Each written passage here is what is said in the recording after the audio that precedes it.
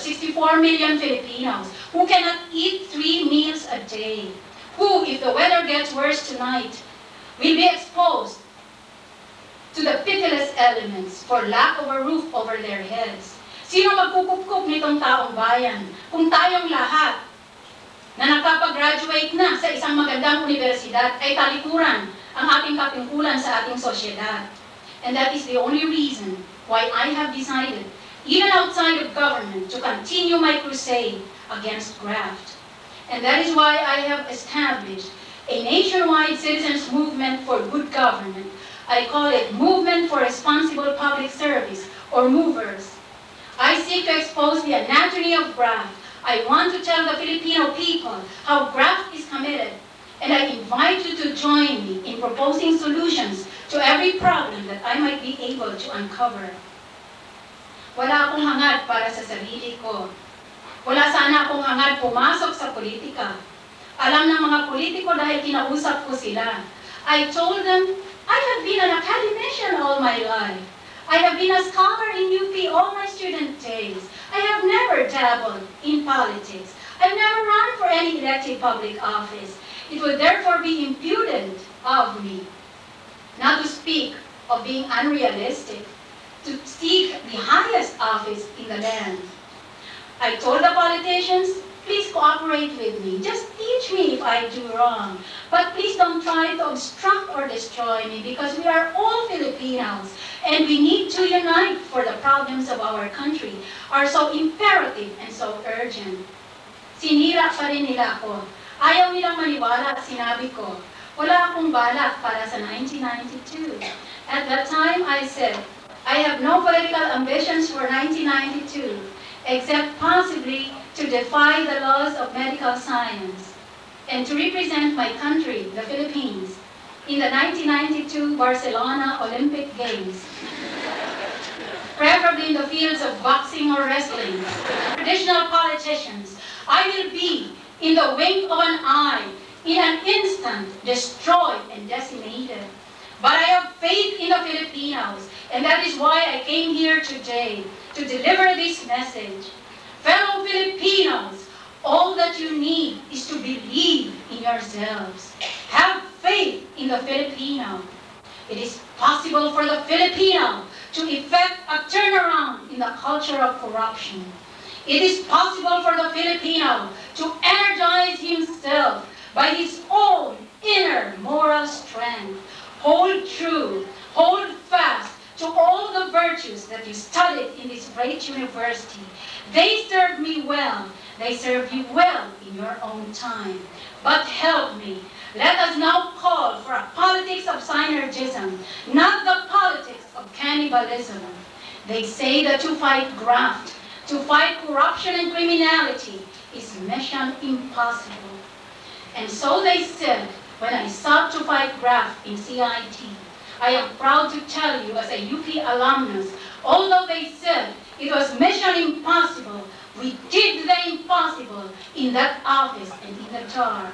And I promise you, ladies and gentlemen of UP, if you would only help me, if all the young people of this country would rally to the cause of good government, I promise you, we will do the impossible in 1992. Thank you very much.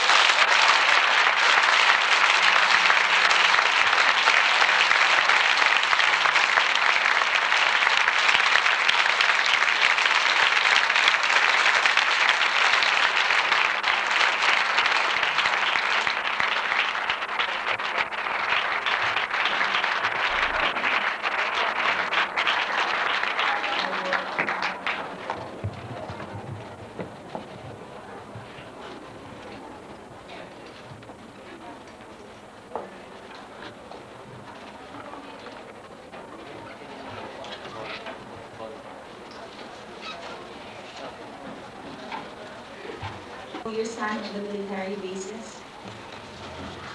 You can use this one. College of Social Work and Community Development, and we are particularly concerned about the problem of poverty, the problem of slums and squatters and unchecked population. Would you like to at least address those issues? Okay? Parenthetically, let me say that my position on the various major current issues of national interest have been published in a series in the front page carried by Philippine Daily Inquirer, together with the views of other presidential contenders. So you can check me up there. And I understand that Chronicle is also running a similar series on the views on national issues by possible presidential contenders, and I'm included in that series. So I'm on record on these issues. Now, on the question of the war against poverty in this country, I believe that most of the major problems of our country are poverty-led. In other words, karamihan ng problema natin ay dahilan lamang sa wala tayong pera. Kung magkapera lang sana tayo, kung mapaganda lang sana ang ekonomiya, ay mawawala na ang marami pang ibang mga subsidiary or corollary problems. So the main issue therefore is, how do we fight poverty? Dahil wala namang tao in favor of poverty, lahat sila sinasabi nila gustong tulungan. Ngayon, ang problema dyan ay ganito. Marami tayong likas na kayamanan, marami tayong marurunong na mga professionals. Kaya we have all the ingredients for economic success. The recipe is not secret either. We need foreign and domestic investment in order to prime the economic pump. Ang problema ay, ang ating kayamanan ng bansa hindi napupunta sa ating ekonomiya at hindi namumudmud doon sa mga taong bayan kung hindi ninanakaw sa graft and corruption. So it will become necessary to factor the anti-graft crusade into any crusade or fight or battle against poverty. To wage war against poverty, we must fight graft and corruption because graft is one of the essential factors towards poverty in the country today. Furthermore, I am in favor of a policy of attraction for foreign investments, principally by making the ground rules clear. In other words, I'm in favor of amending the Omnibus Investments Code, the Mining Code, and other allied codes of banking, finance, and industry so that we can simplify the red tape. In a nutshell, how do you plan to deal with the leftist and rightist political prisoners?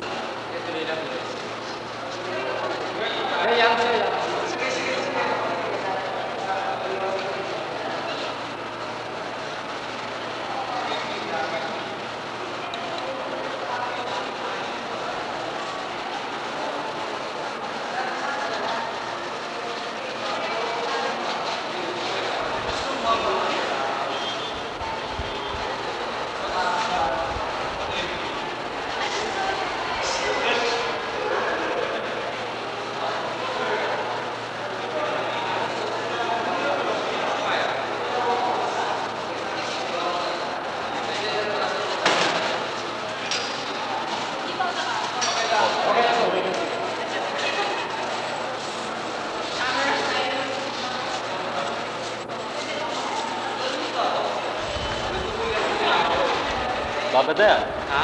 Babad na. Hindi, mababad na. Wala pa sa mga tao. Ah, mas gusto mo ba yung may tao? Sige, pwede yun. Mamaubos ang tape, ha?